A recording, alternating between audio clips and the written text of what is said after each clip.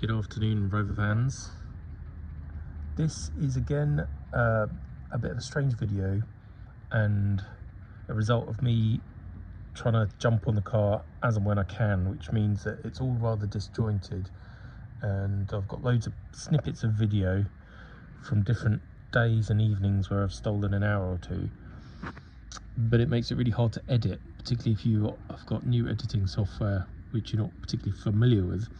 So I'm going to do something a bit different today. This is like an introduction bit where I'm just saying what I've been trying to achieve the last few weeks is fix the heater blower motor. Basically, this is the one that came out of the car. I'd decided that before I fitted the trim and the carpet and made it all look nice inside, that's completely pointless if the heater blower doesn't work, because that involves taking the dash out. Which is ultimately what happened, because I powered up the car, I fiddled with all the buttons and the controls, and basically this unit didn't do anything. It's a very simple system in terms of wiring. This is the only thing that connects this unit to the car, apart from this, which is just the optic fibres for the control panel, but ignore that because all it is a bulb that goes in there. So literally there would have been 3 wires to this unit: a power, an earth and another power.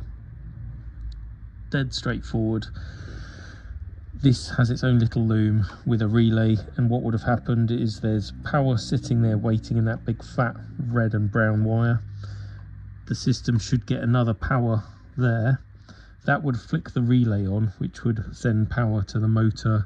The control switches here for the different fan speeds, and up here is an auto switch, which is a thermal overload device. Basically, this unit, I was putting a multimeter in the wires that come from the car, and it was getting power and doing absolutely nothing with it. The relay worked, but basically I worked out that the motor itself was seized. You can just about turn it, but it's very, very unhappy, and that's a result of water just having poured through the scuttle area, gone straight in the heater. But it didn't matter, because I happened to have another heater unit which came out of another car, and the benefit of this one is it's the later style heater blower unit. They're also known as the Montego type heater blower unit. The difference being the relay is, or the wiring is essentially the same. It's still fed from 3-pin plug. The relay's in a slightly different place, and the best thing about them is the way the heater matrix works. So on this one, the pipes came through the bulkhead, and then they sealed into the bottom of the heater matrix with these rubber grommets. They're shite. They, are just a bit of a marginal design. They weep, and any time it weeps, the pipes corrode and it makes the weep worse, and ultimately you have a leak. And remember, this is all from the engine pressurized closed system, so it's just a horror show really. Whereas the later type, and I think this is from about 85, 86, the last couple of years of production, the system was quite different. The heater matrix could be inserted and removed through the side of the airbox, and the pipes themselves sealed to the box with a little rubber gasket. So I've just painted these ones up, but here you will see the pipes. They go through the bulkhead, and that bit actually bolts to the matrix. And I don't know what's done with it now, but somewhere there's a little, oh there it is, little red rubber gasket. So basically what I did, took the dashboard out, pulled the old heater unit out, did some diagnostics on it, realised it was knackered, took that unit apart, fitted a new auto switch, and then fitted new foam to all of the little flaps inside, because what happens is, just with age, the rubber and the foam turns to dust, and every time you switch it on you get hit in the face with this crap. So I had sheets of sticky back foam, different thicknesses, and took the unit apart, drilled out some rivets, unscrewed it, rebuilt it all, put it back together again. Then I've just tested it and it works, so I'm going to remove it again, fit the pipes, gob the auto switch in properly, reassemble it, and then I can put the dash back in. Right, so that is what happened. I'm now going to upload random bits of me fucking around with it so that you can see what happened. Yeah, apologies, sit through the rest of it if you want. If you don't worry. The next video will be me carrying on, putting the pipes on, putting the matrix back in, and dash back. So enjoy, or not, your choice. Okay, time to bite the bullet. Dash has got to come out so that I can remove that heater box, fit that one.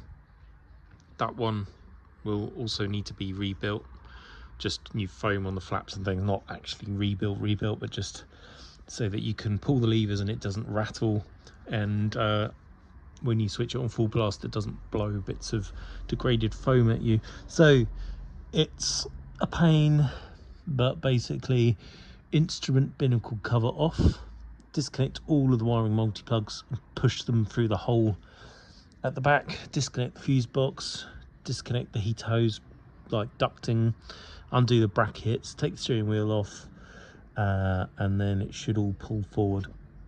It's a bit of a faff, but those of you who have done it will know it's an irritating job, particularly if you're doing it by yourself.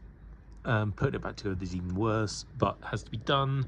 Then when it comes to getting the heater pipes and heater box out, this obviously has to be undone. That there is the bolt that holds it forward, another one over the other side. Shouldn't be too much of a drama, but it does mean draining the cooling system again. But yeah, we're just gonna crack on with it basically. Tell you what, it's a good job I'm doing this. Look what I've discovered. Ta-da!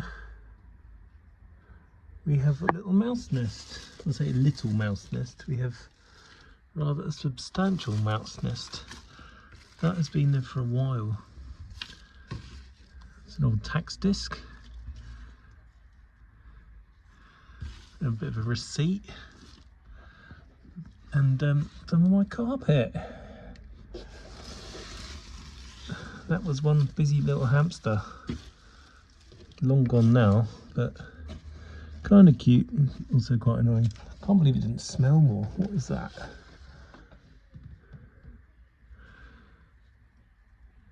I've no idea what that is. Oh, it's something to do with weight.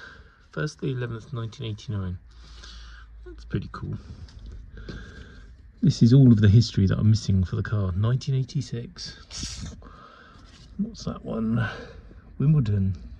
It was a London car, because that's where I got it from. I got it from Brentford, West London.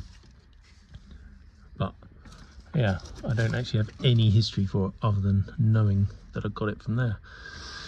Anyway, I'll go and get an ash pan and brush. Anything that's worth saving I will, but it doesn't look like there's anything other than that, which is not really relating to the car anyway, so maybe all for the bin. Yeah, this is the hole that all the wiring needs to go out through. So basically you need to you don't have to remove the binnacle off the dash, which is good, but you do need to disconnect everything and feed it through that hole as you pull the dash forward, which is a pain doing it by yourself. Just going to take some reference photographs so I know where all of these little fittings go and the wiring. None of it's complicated, but it just speeds things up on reassembly if I know what goes where.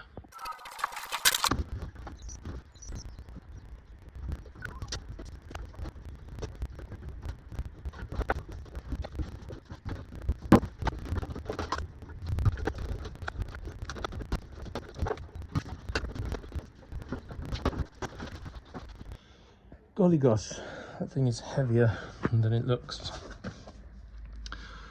Now we have access to the heater box. Yay. That is also a bit of a twat to remove, but I will just have to get on with it. Car is busily draining, half onto my tray, half onto the floor. Let's move that over here a bit more. That wasn't as much of a fight as I was expecting, or as is normal, but it's because that's all been apart and been put back together again, so no wonder. Now it is time to wrestle that thing out, which will be fun. It is out. It was not easy. It was harder than it should have been because I'd forgotten two things. Ignore that, that's the one that's just come out and I've had to chop it up. Basically, I'd forgotten that these studs go through the bulkhead, and then I had undone the front one, but I'd forgotten to undo the second one, so I was trying to pull the thing off the bulkhead, not realising that those were still done up, which was very stupid of me. The other thing I'd forgotten about is, of course, all of that area I had repaired. Some quite involved repairs, all done a long time ago, that I'd forgotten about. One of them was this one here, which, considering all of this was done from the engine bay side in the dark and the rain in a car park, that is a pretty damn good repair. There's a couple of bits of crap here, but that whole bulkhead now is beautiful. You can even see the plug welds, or the back sides of the plug welds, where I welded a new lower part of this.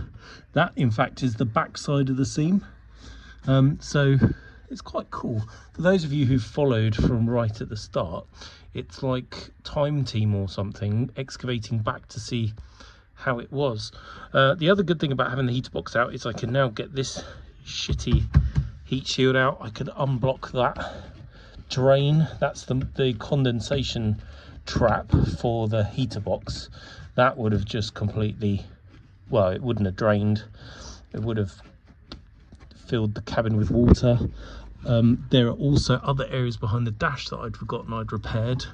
There's a good one, where is it, up here somewhere. That's new metal in there, another bit over there. So I'm gonna clean the inside of the car and then treat all of this, rub it down, paint it, so it's all protected for the future. But overall, that's really nice to have that done. I should have done it a long time ago. This whole project, you'll remember, it was never meant to be a restoration. It was meant to be buy the car off eBay, get it patched up, MOT'd and running, and instead it's turned into a nightmare. But never mind, here's the old heater box. This is why it didn't work. The motor is seized because something decided to build a nest in it. You can see the difference between the two heater boxes. This is the earlier type. The pipe comes through the bulkhead and then they go into the matrix, and the only thing that's sealing them is these stupid rubber kind of O-ring type gaskety things, and these just wedge in there. There's no mechanical fixing holding that to that. It's reliant purely on these being attached to this plate, which is attached to the bulkhead, and this being attached to the bulkhead, which is rather optimistic, particularly when this rubber gets old and they fail and they leak and you have to take the dash out to fix them. Also, to change the matrix itself, you have to take the whole box apart, which is, again, very annoying. This type is the later matrix and heater box. Altogether better design, although it's very similar, but you can undo that plate there and take the matrix out of the side, and the pipes are sealed with a proper little gasket there. So I'm going to open that up and see if I need a new gasket. You can see the rubber is dropping away. You can still get the gaskets. If I can't find one, then I can just use some conventional waterproof or water safe gob. But I'm probably going to leave it there for the moment because I've got other stuff to do. But the plan is take the matrix out, flush it with water, fit a new gasket, put it back together. Take the flaps out that I need to, put new foam on, and this one, that one, and the little two down the side so that it will seal nicely. That foam there is already pretty good. I'll just re-stick it. Then we've got the foam that would have gone around here, which seals the air box to the scuttle in there. I need to do that one too. And then I've ordered a new Otter switch, that Badger. It's a thermal protection switch. So thank you very much, Kev and the Rover SD1 Club, because they have had them remade and they sell them, which is great. And then I need to just, well, clean up the box. That's it. Then it can all go back together again. Right, I am now going to go and do something else. Bye. That is the pipe assembly. That is the seal. Although I can get these still, I don't think I actually need to. The rubber feels good. The only bit that's broken away or fallen off is the bits that were exposed to the outside world. So I'm going to carefully peel that off there. Then I'm going to treat any rust and give the ends of the pipes a good clean up. Then I'm going to plan on just reassembling that with a bit of goop just to seal it. I don't think there's even any point taking the matrix out. Is there? Oh, I don't know. Oh, I shall ponder further. I've picked that gasket off and that is all fine and rubbery. That is good. I'm not taking the matrix out because I can see it in there and it's all lovely. It's a modern aluminium type one. It's not a crappy brass and steel one. So quite frankly, I'm happy that's good. These are the pipes. I've just started cleaning them up with a wire brush. I'm going to paint some Hydrate 80 on there, stop any rust developing. Spray them black. Put that bit back together. Probably not now, but I need to strip the rest of it apart to get the foam done. This is a fiddle, but none of it's hard. Basically, this metal plate I want to remove so I can fix it up and put new foam on it. And basically, these are the bushings, I guess you would call them. The outboard end just is retained by a screw and a washer like that goes in that hole there. If you undo the screw and the washer, you can pull that guy off, tug that man off. That's what we don't want to be doing. Then this side is more critical because it's on the spline and I don't want to have to fiddle around with all of these linkages. So I'm just going to mark, well, I'll find a better pen or I'll use a scribe, but basically I'm going to mark that to that because the inner of that, has a slot in it and that's what engages on the metal flap. So they are all sort of relative to each other. I don't want to have to readjust everything. So once that is marked, I can pull this thing off the end, undo that screw, pull that out, and then the flap can be released. So that is the first of 2 or 3 that I want to remove. Let's get all that old foam off, sticky back crap, find some suitable foam, put it back together. Same deal with that one. I have to remove this one down here, I believe, but again I'll have to mark all the linkages and take some reference photos. I was hoping I wasn't going to have to drill the rivets out. Basically, a lot of it's held with spring clips, but this frame that holds the radio and the controls is riveted to the bottom of the can, so I'm at least going to have to undo one rivet there, maybe more, but we'll try one and see what happens. Lovely blue paint.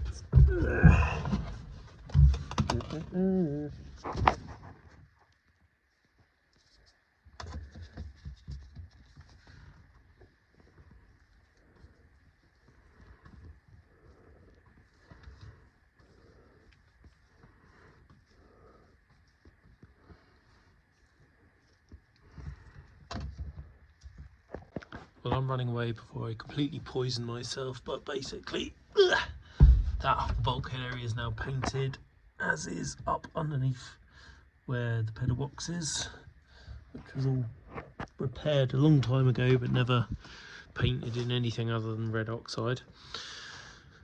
That is one of the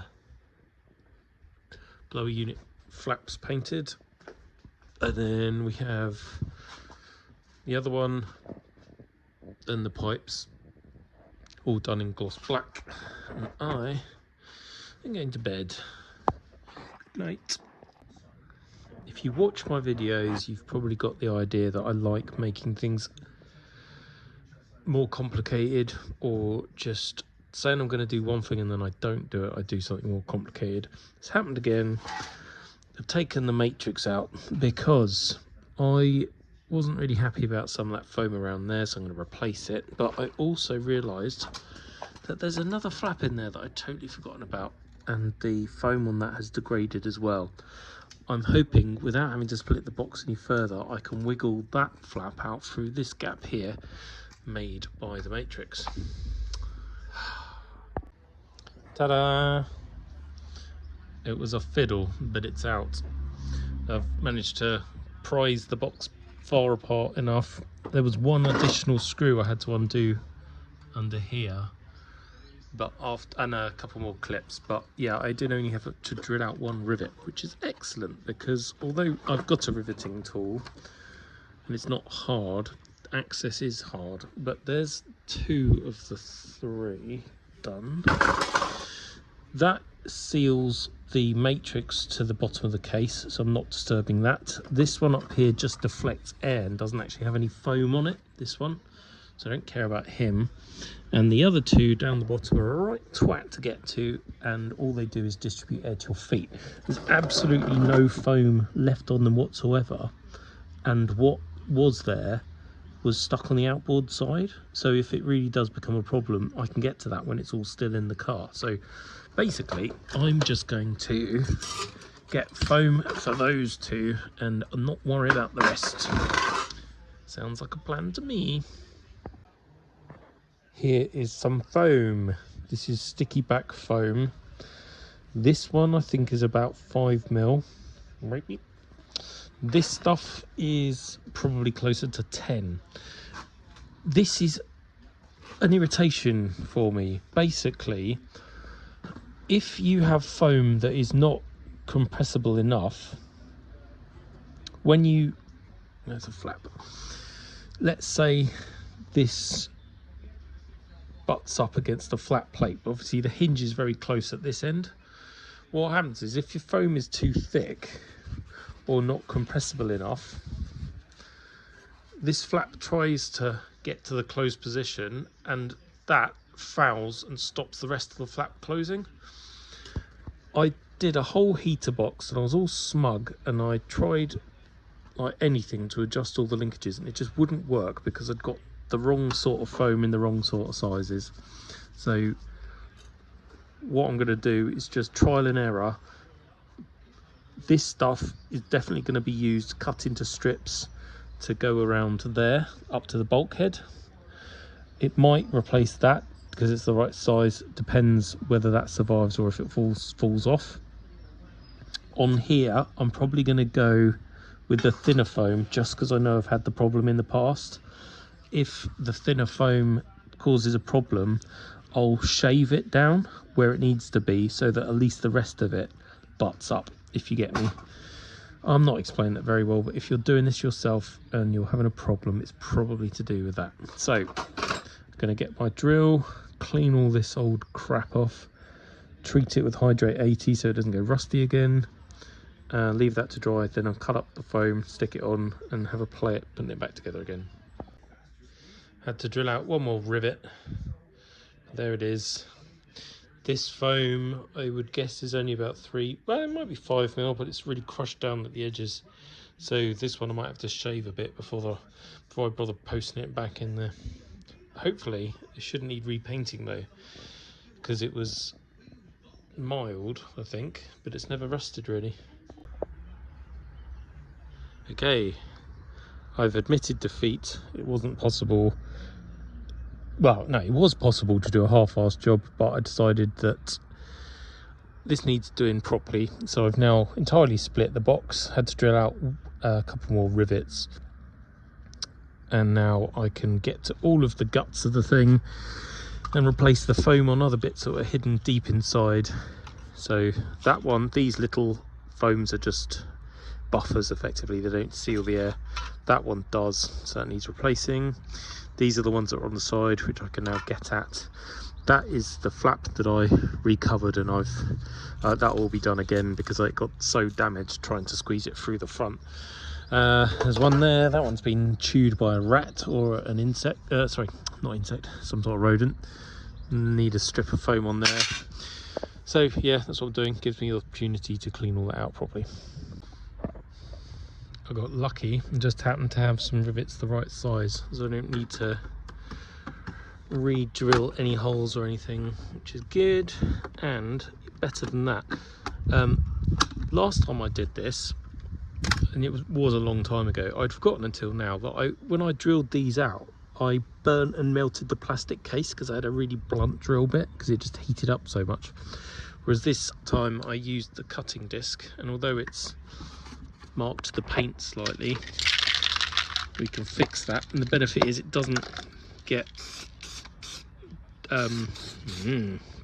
really hot and melt anything, so that's sped up the process.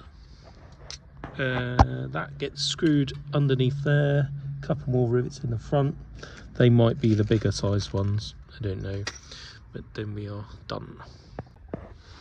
Feel like I'm on the home straight now.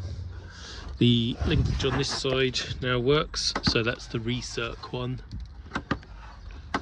I'm just adding a bit of foam around the matrix, then that can be posted through the hole, and I can put this linkage back on and adjust the rest of it.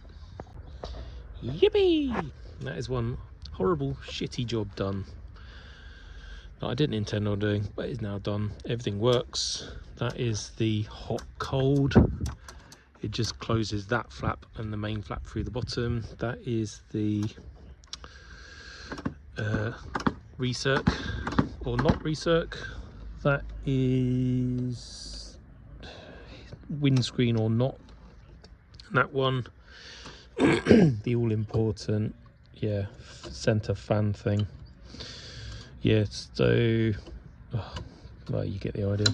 Put some more chubby foam around here and around there. Next, what I need to do is fix the snapped bolt in the bulkhead up there that the matrix screws to, or the heater box screws to, and then add my additional sound insulation. Okay, so I've just drilled through that captive thread, and I'm going to tap it, and hopefully it'll take an M6. What's that? It's M5. Yep, M6 is working. So I'll tap that out, do a bit of tidying up in here, and then get ready to do my sound deadening and all the rest of it. It was really smeary, the old glue, so I used some thinners and a drill to get the remnants off. That still needs a bit more work, but you get the general gist of it. Jizz of it. Righty. Come here, you dick. I love the smell of thinners. It's really bad for you, and you should wear gloves. But you might have noticed I've accelerated my output when I actually get to work on the car, purely because I used to be able to spend a whole day or an afternoon titting around with cars. Oh, and that's the other thing, you might have noticed that the garage is a goddamn tip, and it's criminal because it's such a lovely garage, but I don't have time. Everything is now about time, speed, efficiency.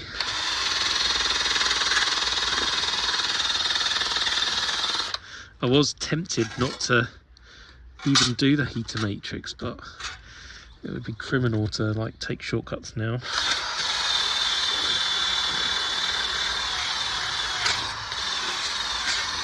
I think that's going to need Mr. Sanding Disc and the angle grinder because it's rusted a bit more than I would have liked.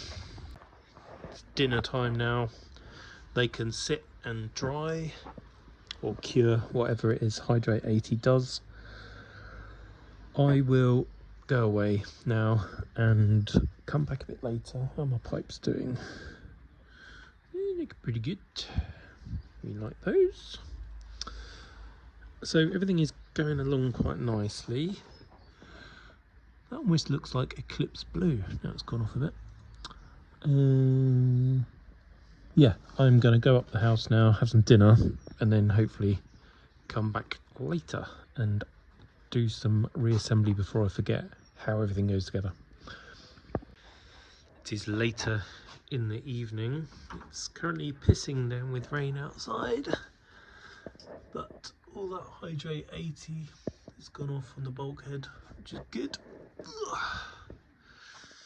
The matrix or heater blower unit flaps, the Hydrate 80's got off on them, so I might dust them with a bit of black gloss paint. So that will be nice, that will look lovely, and I've got some black gloss to go on there as well. What I'm debating is whether I crack out a bit of blue paint for the bulkhead and a couple of other areas. I think I might, just to tidy it up a little bit. Still got the Eclipse Blue that I bought when I painted the engine bay all those years ago, so I will get some of that, mix it up with a bit of hardener, and then I can paint in and around there. There's a couple of bits behind the pedal box area which I never got a chance to do when the Dash was in, so I could do those now. Panels refoamed. Didn't bother painting that one up, couldn't be bothered. I now have some panel wipe and a box. I'm just going to clean it. I've already brushed it out with a brush, whatever I've done with it there, just swept it out, but I'm just going to give it a good clean because there's still loads of this foam dust inside, so I'll get rid of that. That's reasonably clean inside. Might not look it, but it is.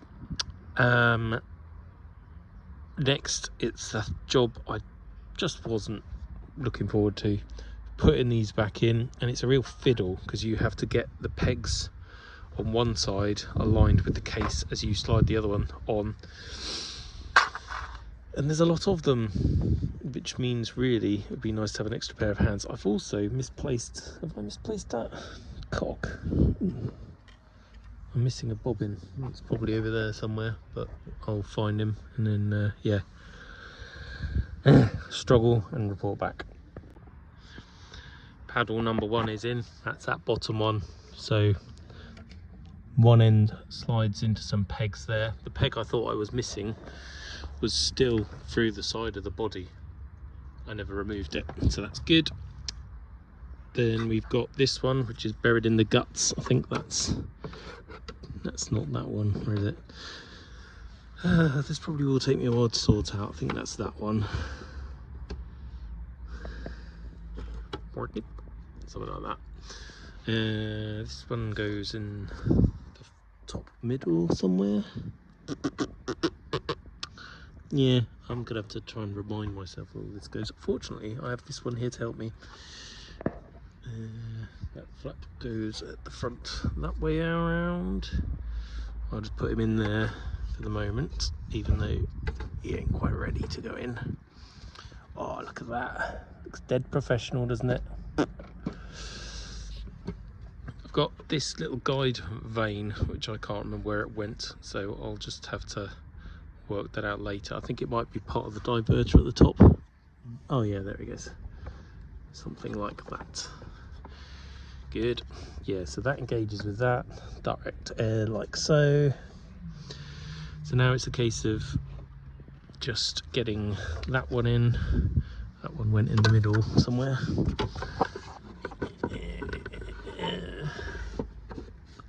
Like so. Right, and then put the other side of the box on. Easier said than done. Genuinely have no idea what I'm doing when it comes to paint. That is the Eclipse Blue. Vaguely remember that came with a hardener. This isn't the hardener from that paint. This is the hardener from when I did the Vitesse in silver. But I figured I will mix some Eclipse Blue with some of that random hardener, and hopefully that'll work.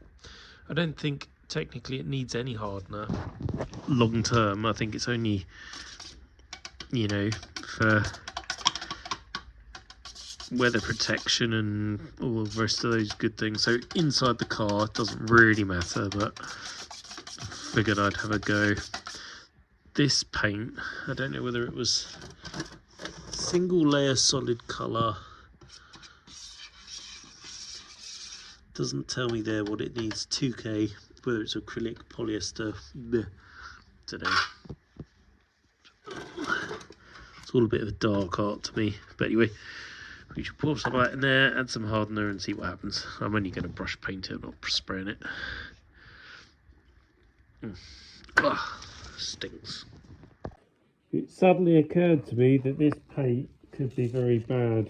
I don't know whether it's isocyanate stuff or not, so I've put my special mask on.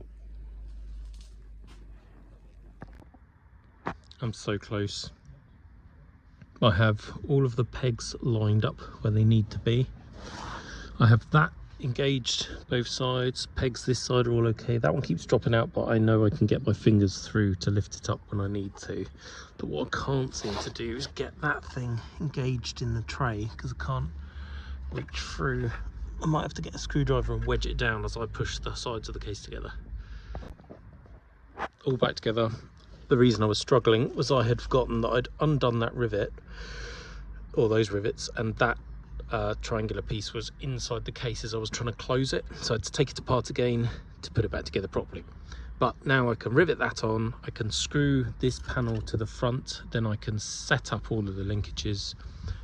I'll probably put it in the car first, and then once it's in I can fit the spare fascia panel from this one, which, believe it or not, actually looks quite good when the dust is rubbed off, because that's the one that had only ever done 40 odd thousand miles, so the paint is actually nice and the fascia hasn't scratched, which is good. Good afternoon, Rover fans. Last time you would have seen me battling the heater box. That is basically done. I just need to put the pipes back on, reseal that gasket, and then it's good to go in. Can't remember whether it was shown in the last video or not, but I did drill out and re-tap the hole up there for the heater matrix to bolt to. That's all painted and gone off. I've cleaned again inside the car, just getting it all dust free. So I hoovered it and then cleaned it off with panel wipe and a cloth. Now it is time to do the very last final bits of sound insulation. That's the Dodo matte sheets. These guys, sticky back, hexagonal bitumen based stuff. This is roof tape, but it's basically a thinner version of that and a fraction of the price. It's rubberized silver backed tape that you can bond onto surfaces. And then here for the bulkhead, I've got some more sticky back reflective sound insulation foam, and I'm basically going to try and slide that up behind the original bulkhead foam, which looks like that. And there's two that were off the silver test. So it's like that crappy 1980s chopped up foam stuff with a rubber layer on top of it. So just going to get a pair of scissors, sit in the car with these, chop and stick, chop and stick. It's not very interesting, so I shall just get on with it. There we go. Inside all cleaned up. I'll put sound insulation in places that there wasn't previously for no apparent reason other than to fill up holes, and just because I had loads of it. So down there I actually put a strip across the closing panel of the roof, not closing panel, tail rail down here. Then in the front I put more of the bitumen pads across there because I'd removed a bit of insulation up on the bulkhead where I'd just painted it behind here. Then I put the sticky back foam on bits and pieces, and I tried to slide it up behind these original panels, but they're so frail that they just crack and fall to dust. So I've actually used this stuff to go over the top and hold it down, and then put strips to tie it into the floor mats, or sorry, not floor mats, but you know, footwells. So you can see it crumbling behind here, but it's all kind of taped together in the right places. And then lastly, I had some spare, and I just put it across the transmission tunnel in a couple of places. This is when I discovered I'd made a fuck up. Spot the difference. You may not, they probably don't show up on the camera, but basically there's a, where is he? There, a stud for the seat, another one here, and then the rear of the seats go on these platforms. But over here, I've got that one, but when I repaired the floor, I'm missing the one that goes there. So that should really be welded to the floor, but I don't want to upset the under seal on the underside, nor do I want to set fire to the inside of the car. So I'm just going to have to drill a hole, put a nut and bolt through, and then I'll probably weld a nice washer to the bolt, or I don't know what I'm going to do. I'll probably, no, what I'll do is I'll nut and bolt it, then I'll, oh crap, yeah, I'll put a nut and bolt through the floor, bolt the bolt to the floor, and then the seat will have to go on the top of a nut with another nut on top. And then from the underside I'll just put a spray of stone chip on it, and it should look okay. It's actually a couple of nights later. This is the new Otter switch. So I need to drill out the rivets of the old one, solder that one in, repair this wiring joint. Then that can be gobbed back in there. Just a bit, the clip is corroded, so I'll just tape it or put something in there with it, a bit of gum or something. Then I can put the pipes back on, put the whole thing back in the car. I actually got one of these. I don't know where I got it from, but I've got it, and it's a gas powered soldering iron, or gas or fluid of some sort. On. Can't even work the bloody thing. There we go.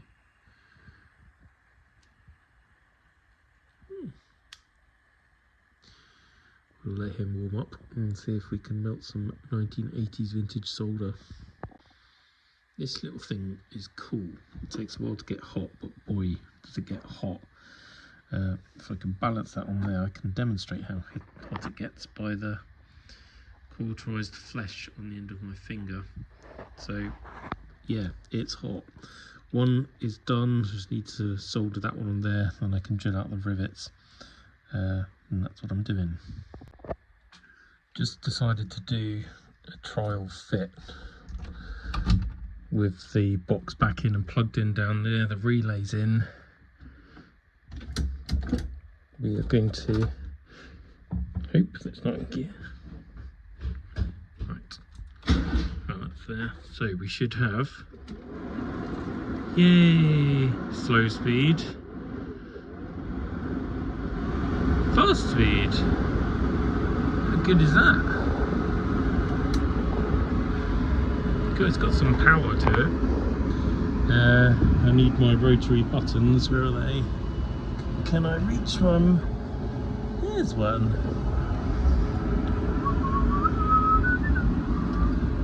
So that would have been vents closed off, just coming out the sides and down there. Then that's open.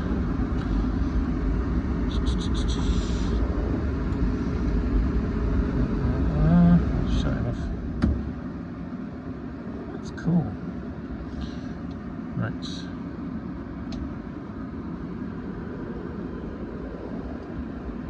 Can't remember what that one does.